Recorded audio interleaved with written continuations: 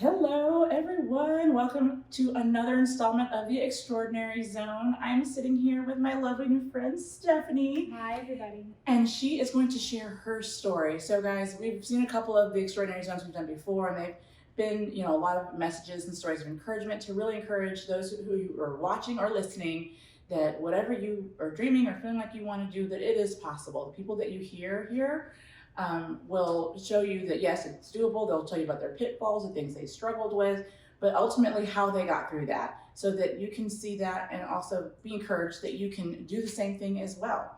So we're gonna start here and also look forward to more kind of entrepreneurial stories. With this current climate, a lot of people are very interested in like, how do I start my own thing and in what way can I do it? And there's really no one way. There's so many different. And so this will be one example of that, and her kind of startup adventure, and for you to kind of see what that's like. So we're going to jump in. I'd love for you, Stephanie. Welcome. Thank you for having me. Oh, thanks for coming. We just met like in person today, but we had talked on the phone, and I felt like I know her already. So I'd love for you to share from the beginning. Yeah, absolutely. So I was born in Munich, Germany. My parents are both German, so I'm like first generation American. Grew up in Southeast Asia. I was very, very fortunate we lived in Thailand for 6 years and then Singapore for 6 years. And so I saw a lot of amazing things. We got to travel to some really cool places. And then when I was 13, we moved to Pittsburgh. And that was kind of my first experience with the US. I had never been to the US before. I didn't know that like yellow school buses were a real thing. I thought they were just in the movies. And I lived there all through the end of high school. And then I went off to college in North Carolina and got myself on this little pre-med path that for some reason I had decided I was going to be pre-med, and that was what I was going to do.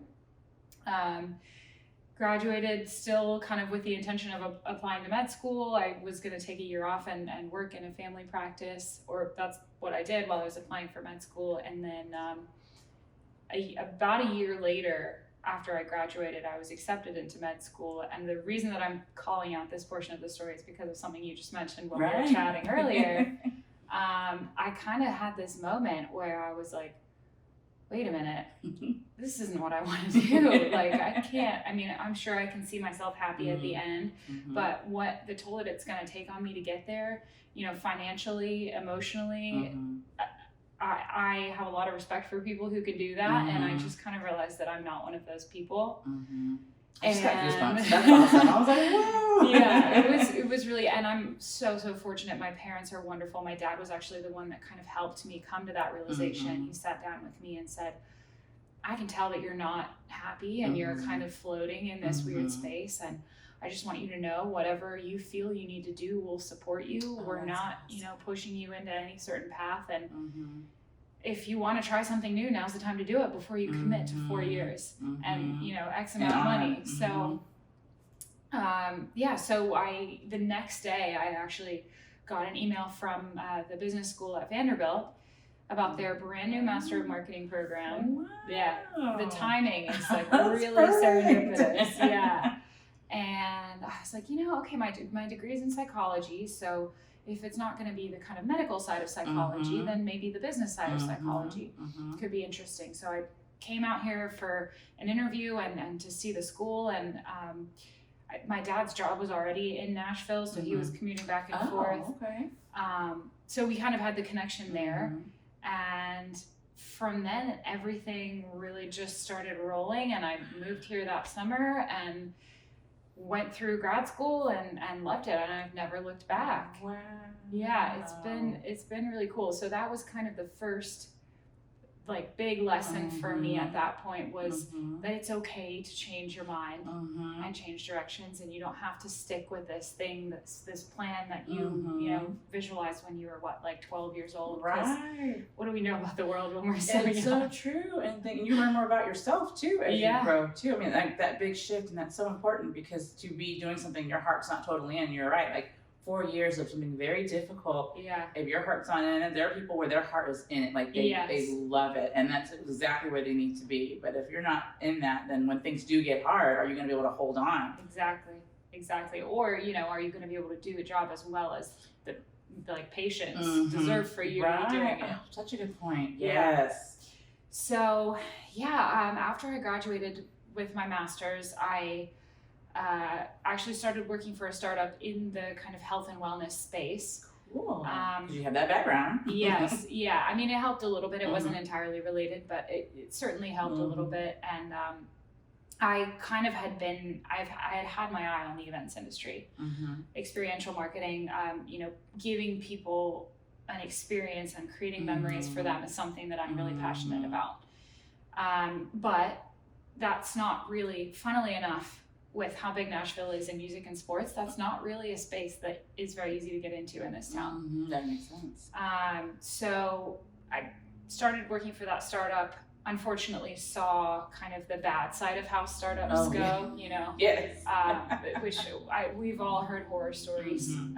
Any new organization usually has those growing pains. Yeah, absolutely. And it's leadership dynamics, and you have the idea person, but they need to be tethered by a logistics person, and it's and communication breaks down everywhere. That's really what it all comes down to. Exactly. Nobody's talking. Everybody thinks stuff. Yeah. Yes.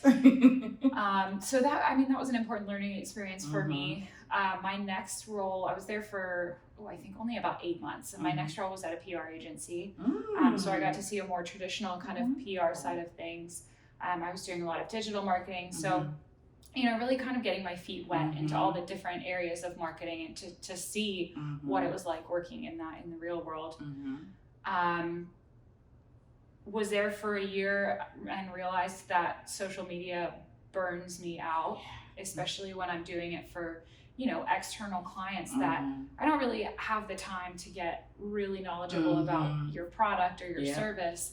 And so it didn't sit well with me to be creating content for them if I wasn't 100% invested. That makes perfect sense. So then, again, another lesson, kind of the agency world was not my space. That's what I realized from that. You didn't get to know, within that setting, you don't get to really be client facing. Exactly. You just kind of have the tasks come down to you. Yeah. And for you, you like to have more involvement with who you're creating for, so that you can feel kind of what's important to them. Yeah, I mean, I want to write content as if this is my business, right? I love that. Because it has to reflect that passion. Otherwise, it's just empty words. It's not going to be as good. And people will feel the passion when you write or when you speak or when you do anything. They feel what's behind it. 100%. Yeah. You so then know each other already. I know. We're connecting on a lot of things here. So my next role was one. So I actually left that job, the PR job, with no backup plan. Was unemployed for 2 months. Was really kind of hitting the reset button. What year was this? This was 20. Oh goodness, I left in 2018. So like January of 2018. Okay. And then a couple months later, or no, 2019. A couple months later, I got a job offer for a conference planning job with travel, which was like the absolute dream. That's exactly what I wanted. Events. And it was a little bit in the healthcare industry too. So that was kind of a fun thing to come back to. We had a great team. The travel was awesome. The job paid well. It was fun. I got to meet lots and lots of people. And then COVID hit. I had my 1-year anniversary in like March of 2020, and then in June of 2020, my whole team was laid off. And that way, so they kind of laid off a few people in the first round and tried to see if that would work, and then it just kept getting worse. And of course, in healthcare especially, they were very quick to cancel the events and move them to a digital virtual platform. And that was scary. That's the first time I've ever been fired or laid off.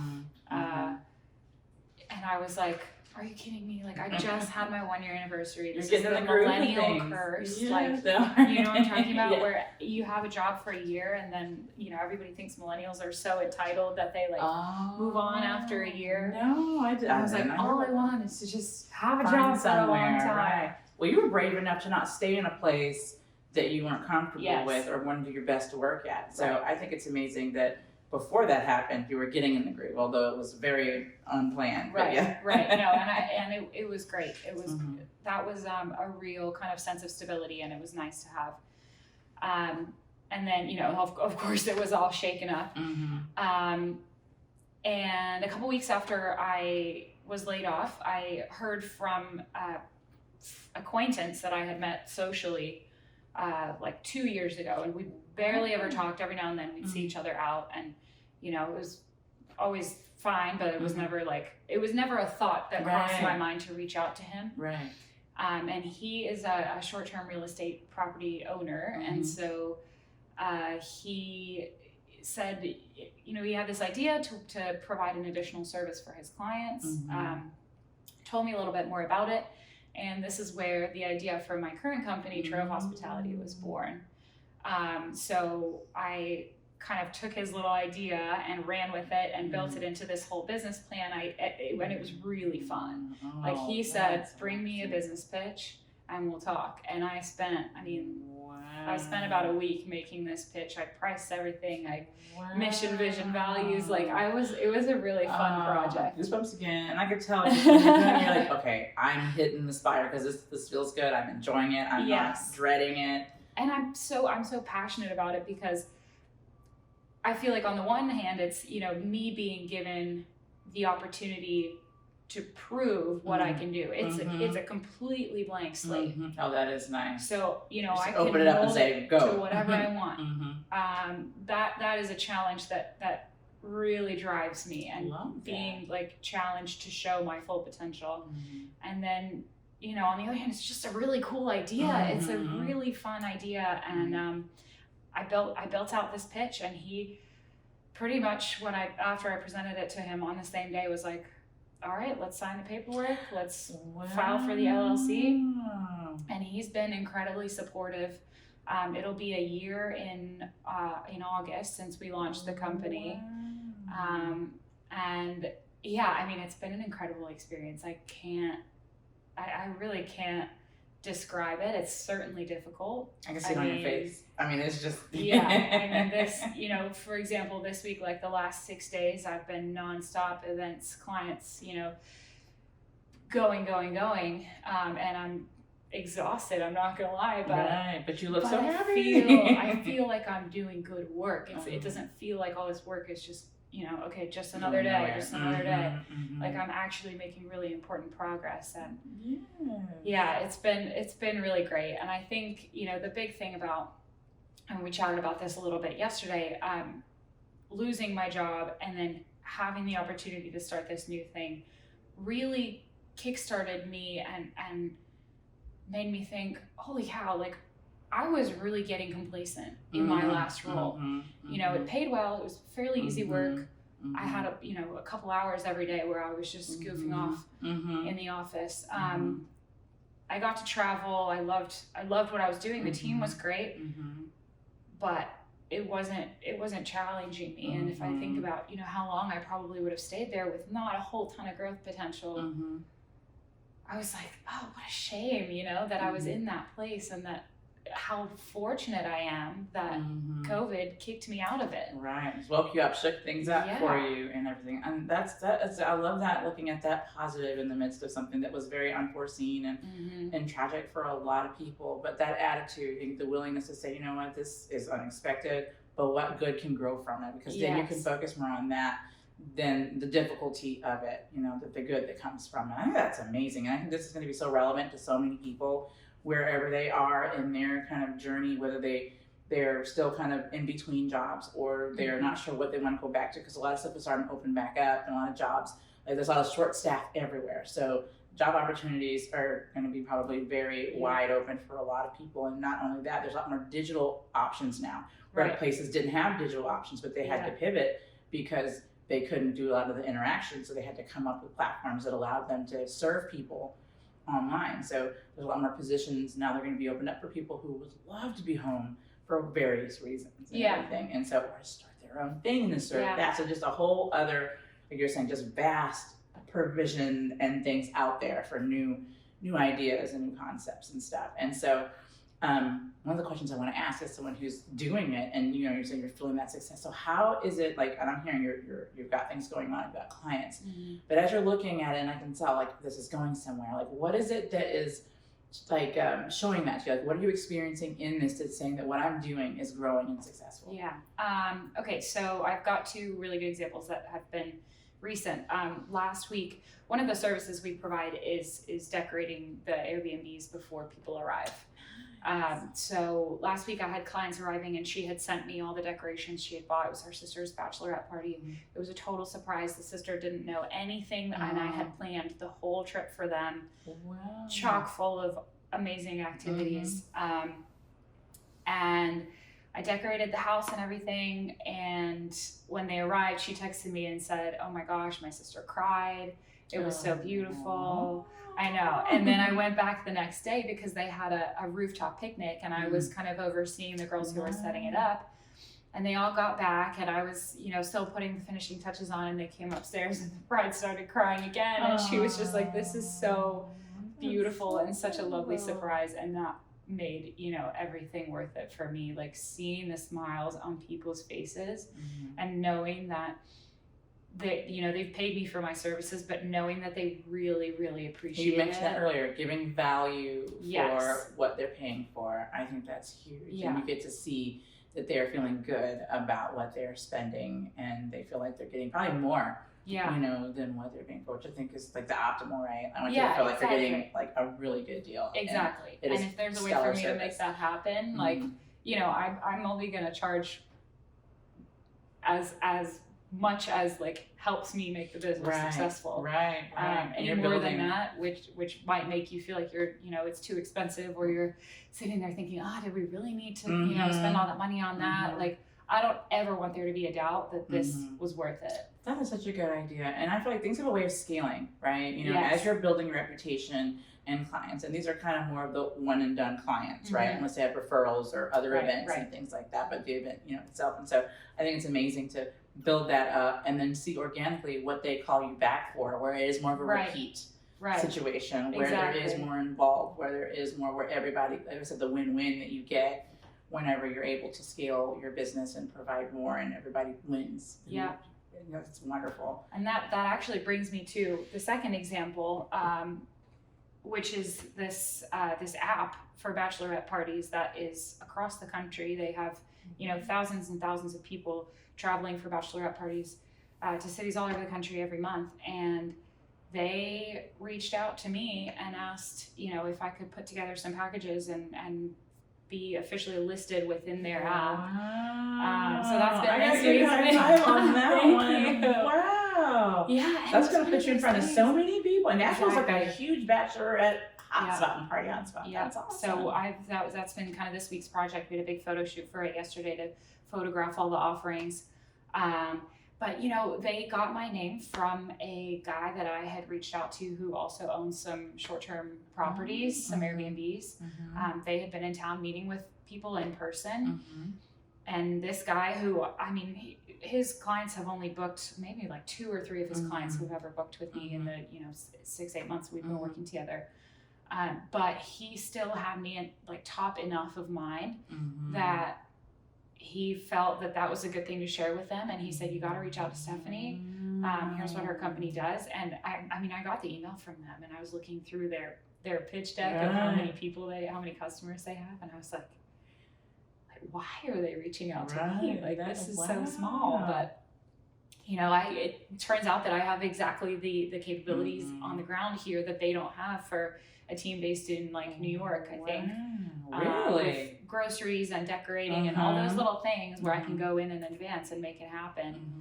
That can't be done remotely. So yeah, that's been a really great opportunity, and having those relationships pay off is like, because it helps you to grow and spread word of mouth, and how they grow and the response they get from bringing you in, and how that expands. Like, my mind's already going.